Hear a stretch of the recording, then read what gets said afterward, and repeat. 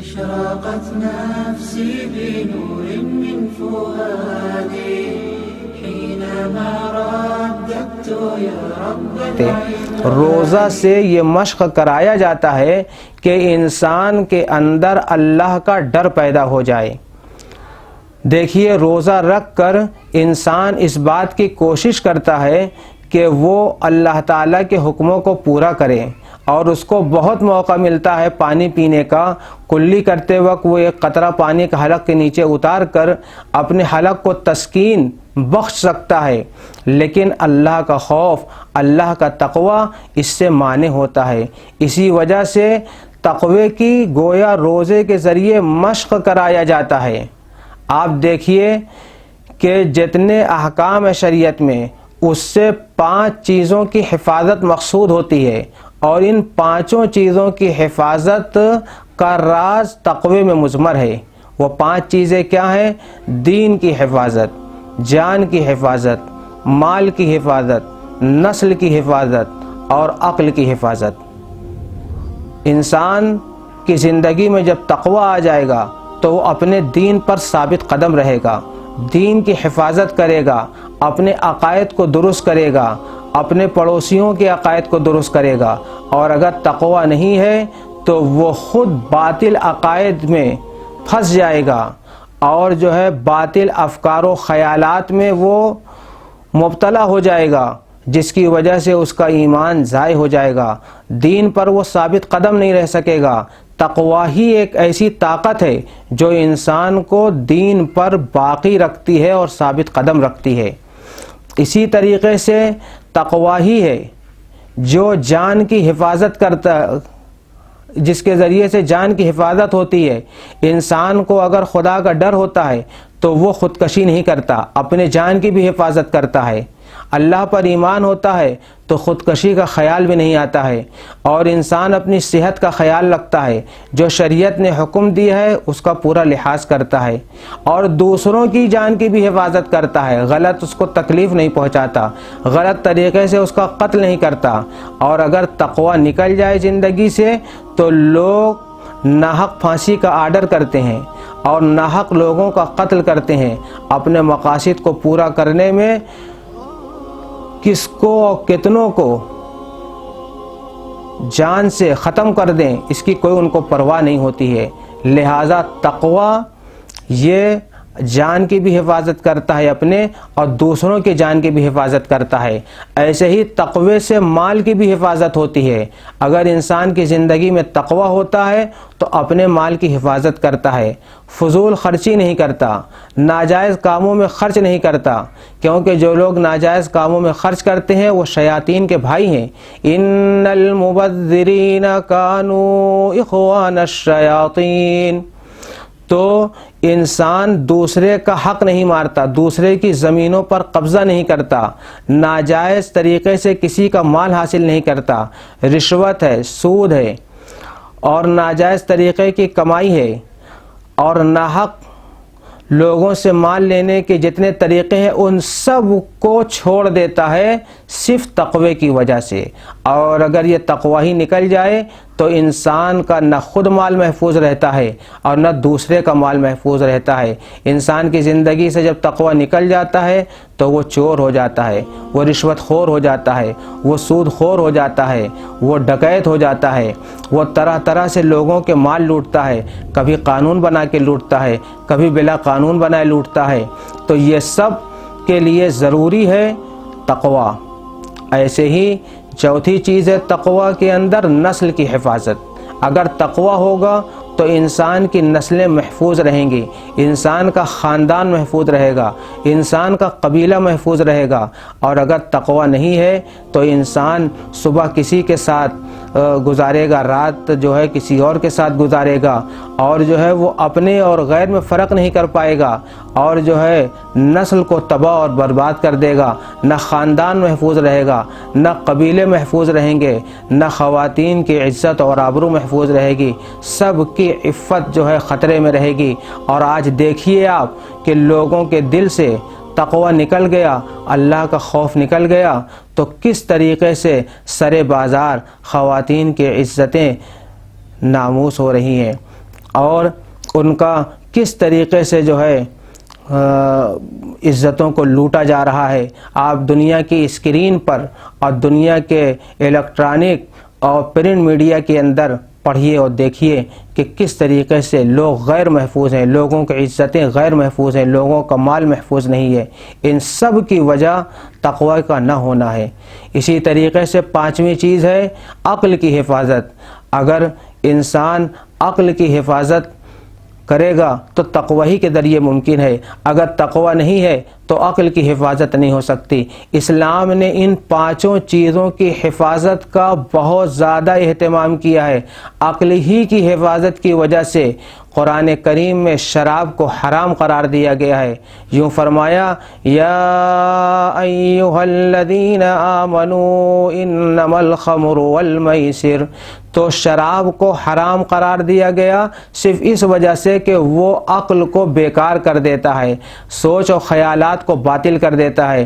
لہذا اگر تقوی ہوگا تو انسان کے خیالات بہتر ہوں گے۔ کوئی کسی کے مذہب کو برا بھلا نہیں کہے گا، کوئی کسی کے مذہب کے مقتدی اور رہنما کو برا بھلا نہیں کہے گا۔ قرآن نے اس کی کتنی حفاظت کی ہے، وَلَا تَسُبُّوا الَّذِينَ يَدْعُونَ مِن دُونِ اللَّهِ فَيَسُبُّوا اللَّهَ عَدْوًا بِغَيْرِ عِلْمٍ۔ تو معلوم یہ ہوا کہ تم کسی کے معبود کو برا بھلا مت کہو، ورنہ وہ اس کے بدلے میں تمہارے معبودوں کو برا بھلا کہے گا۔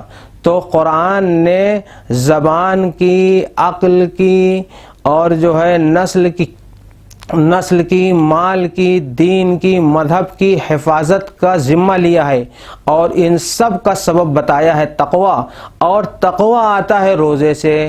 لہذا روزہ رکھنا کتنا زیادہ ضروری ہے یہ ہمیں سمجھنا ہے۔ گویا روزے کا مقصد اعظم تقوی ہے، اور اسی تقوی سے پوری دنیا میں امن آ سکتا ہے، اور اگر تقوی نہیں ہے تو کہیں امن نہیں آ سکتا۔ لہذا روزے کے حقوق اور ان کے جو آداب ہیں، جو ان کی شرائط ہے، ان کو ملحوظ رکھا جائے۔ اسی وجہ سے نبی اکرم صلی اللہ علیہ وسلم نے فرمایا کہ رب صائم لیس لہ من صیامہ الا الجوع، بہت سے لوگ ایسے ہیں جو روزہ تو رکھیں گے لیکن ان کو روزے کا اجر و ثواب نہیں ملے گا، صرف ان کو بھوک ہاتھ لگے گی۔ صبح صادق سے لے کر غروب آفتاب تک وہ بھوکے اور پیاسے رہے، اس کے سوا کچھ نہیں رہا۔ کیوں؟ اس لیے کہ روزے کے انہوں نے حقوق ادا نہیں کیے۔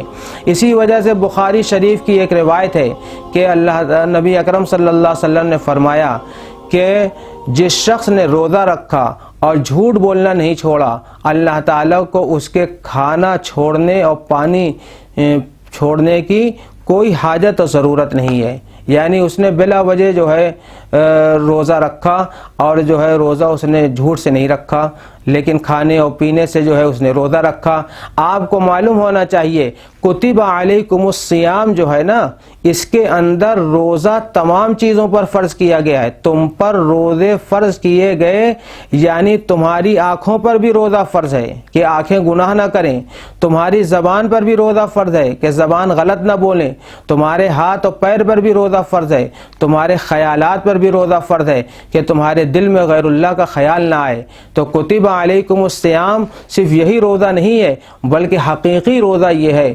روزے کی روح یہ ہے کہ ہر چیز سے انسان کو روزہ رکھنا چاہیے۔ اور دیکھیے ایک حدیث ہے بہت زبردست، حضرت ابو عبیدہ ابن الجراح سے روایت ہے، وہ کہتے ہیں کہ میں نے نبی اکرم صلی اللہ علیہ وسلم کو یہ فرماتے ہوئے سنا، الصیام جنہ ما لم یخرقھا، کہ روزہ انسان کے لیے ڈھال ہے، یعنی وہ اس کو جہنم سے بچاتا ہے، وہ اس کو گناہوں سے بچاتا ہے جب تک کہ اس میں سوراخ نہ کیا جائے۔ اگر کوئی اپنے روزے کے اندر گناہ کی وجہ سے سوراخ کر دیتا ہے، غیبت کی وجہ سے، چغل خوری کی وجہ سے، یا جو ہے رشوت کی وجہ سے، یا کسی بھی وجہ سے وہ اپنے روزے کو یا ریا کرتا ہے یا شرک کرتا ہے روزے میں، تو ان سب وجہ سے روزہ داغدار ہو جاتا ہے، روزہ چھید والا ہو جاتا ہے، پھر یہ روزہ ڈھال نہیں بنتا۔ ڈھال ایک ہتھیار کا نام ہے جو انسان کو لڑائی کے موقع پہ اگر وہ اپنے آگے کر دے تو تلوار اور نیزوں کا وار اسی پہ رہ جاتا ہے، انسان کے جسم کو کوئی چوٹ نہیں لگتی ہے۔ تو روزہ جب کوئی صحیح سے رکھتا ہے تو وہ روزہ اس کے لیے ڈھال ہو جاتا ہے، اس تک کوئی مصیبت اور آفت نہیں پہنچتی ہے، نہ دنیا میں اور نہ آخرت میں، اور نہ جہنم کی آگ اس تک پہنچے گی۔ روزہ ڈھال ہونے کا مطلب یہ ہے۔ لیکن اگر کسی کی بالٹی ایسی ہے کہ جس میں چھید ہے تو پانی کبھی نہیں بھرے گا، کسی کی ڈھال کے اندر سوراخ ہے اور یا کمزور ہے ڈھال، تو ظاہر سی بات ہے کہ پھر تلوار اور نیزوں کا وار ڈھال سے پار ہو کر اس کے جسم تک پہنچ جائے گا۔ ایسے ہی اگر ہمارا روزہ کمزور ہے یا ہمارے روزہ گناہوں سے ملوث اور آلودہ ہے تو پھر ہمارا روزہ ہمارے لیے ڈھال نہیں بنے گا، ہم مصیبت میں یوں ہی دنیا میں بھی گرفتار رہیں گے اور اللہ نہ کرے آخرت میں بھی گرفتار رہیں گے۔ اس لیے روزے کو تقوی والا بنائیے اور خود بھی پرہیزگار بنیے۔ نبی اکرم صلی اللہ علیہ وسلم نے ارشاد فرمایا کہ جو شخص روزہ رکھے گا ایمان کی حالت میں اور ثواب کی امید کے ساتھ تو اس کے تمام گزشتہ گناہ معاف ہو جائیں گے۔ تو ہم روزہ اللہ کے لیے رکھیں، غیر اللہ کے لیے نہ رکھیں، اور ہر دن روزہ رکھنے کے بعد ہم اس بات سے ڈرتے رہیں کہ پتہ نہیں آج میرے اس روزے کے ساتھ کون سا گناہ ہم سے ہوا ہے، کون سا فرض ہم سے چھوٹا ہے، پتہ نہیں یہ روزہ اللہ کے ہاں قبول ہوگا کہ نہیں ہوگا۔ اللہ تعالیٰ سے ڈرتا رہے۔ صحابہ کی یہ شان تھی کہ وہ عبادت کرتے رہتے تھے اور اللہ سے ڈرتے رہتے تھے، لہذا ہم اپنے روزے کے بارے میں اللہ تعالیٰ سے ڈرتے رہیں کہ پتہ نہیں قبول ہوا کہ نہیں ہوا۔ اس ڈرنے سے یہ فائدہ ہوگا کہ ہم اپنے روزے کو قبول کرانے کی دعا بھی کریں گے اور دعا بھی کریں گے۔ دعا یہ ہے کہ گناہوں کو چھوڑ دیں، اور دعا یہ ہے کہ اللہ تعالیٰ سے رو رو کر عاجزی سے یہ مانگیں کہ اے اللہ میری اس چھوٹی سی جو قربانی ہے تیری رضا کے لیے، یعنی یہ روزہ، اس کو اپنی بارگاہ میں قبول فرمائیے۔ اللہ تعالی ہمارے اور آپ کے روزے کو اپنی بارگاہ میں قبول فرمائے اور تقوی والا روزہ بنائے، اور ہم سب کو روزے کا جو مقصد اعظم ہے متقی و پرہیزگار بننا، وہ ہم سب کو بنا دے۔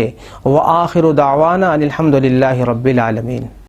أشرقت نفسي بنور من فؤادي حينما رددت يا رب العباد، وانتشت روحي وصار الدمع يجري، يا إلهي خذ بقلبي للرشاد.